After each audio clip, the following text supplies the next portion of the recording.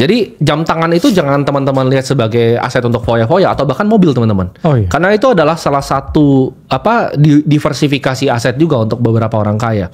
Kalian nggak tahu banyak yang bangun-bangun gedung-gedung mewah di Jakarta, bro. Itu kolektor jam tangan hebat. Oh iya. Di dunia. Bener. Ya kan, kolektor Patek Philippe, Yes. FP Journe.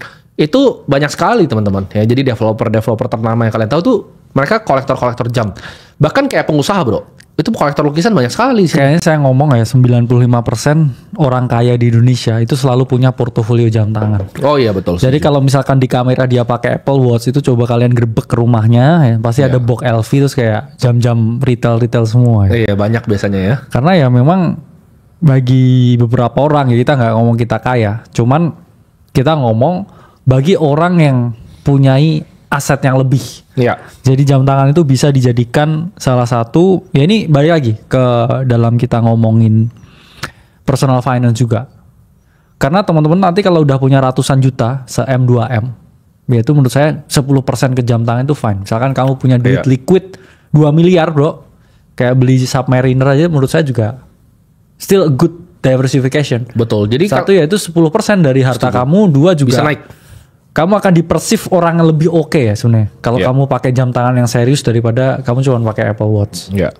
Dan investasi itu kalau ini ya bakal ini prinsip kita. Kalian bisa punya opini kalian sendiri. Tapi gue suka sesuatu yang langka, dan sesuatu yang diinginkan banyak orang kaya. Nah kuncinya di sini. Jadi bukan cuma langka, tapi diinginkan banyak orang kaya. Diinginkan dan langka ya. Betul. Jadi diinginkannya bukan sama orang miskin. Bener. Contoh, properti kos-kosan itu diinginkan sama siapa? Orang miskin. Tapi kalau lu misalnya mall, itu diinginkan sama orang kaya. Mall tuh pasti perform lebih bagus dibanding lu bikin kos-kosan. Karena orang miskin pun quote-unquote bisa beli kos-kosan. Tapi hanya orang beneran kaya yang bisa beli gedung, yang bisa beli mall, ya, yang bisa beli penthouse gitu.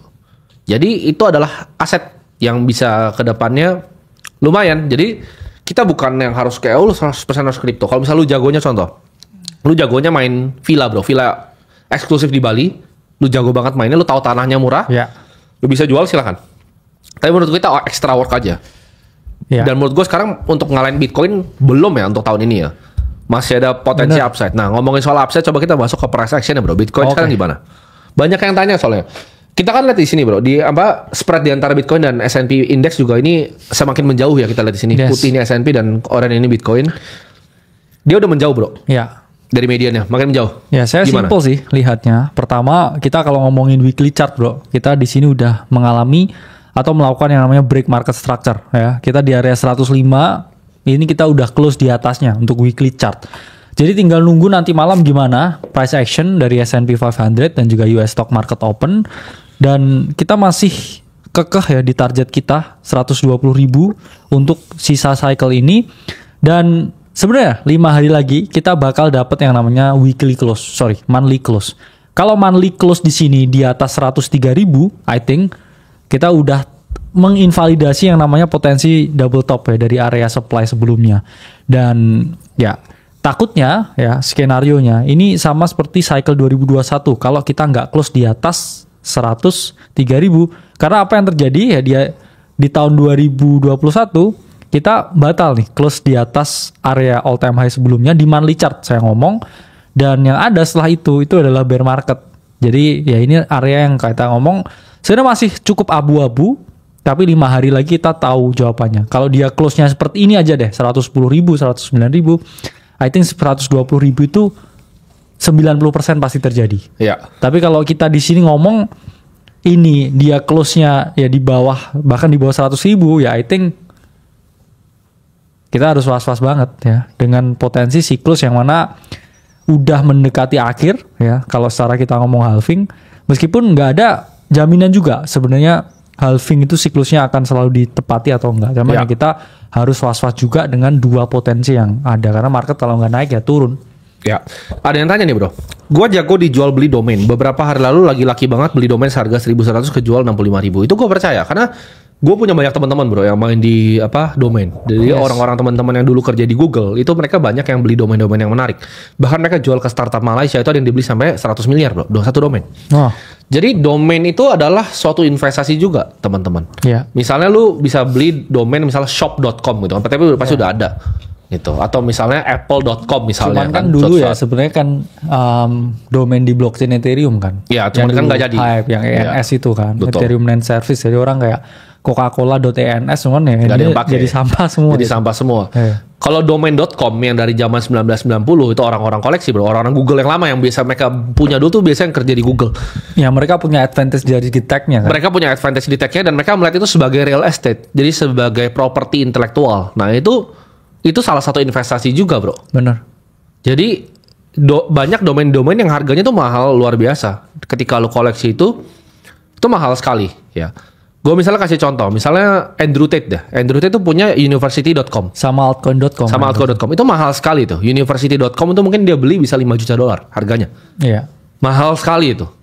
Jadi hal-hal seperti itu tuh bisa jadi investasi. Jadi gini, ada bracketnya bro. Ada orang miskin tuh biasa nggak bisa investasi.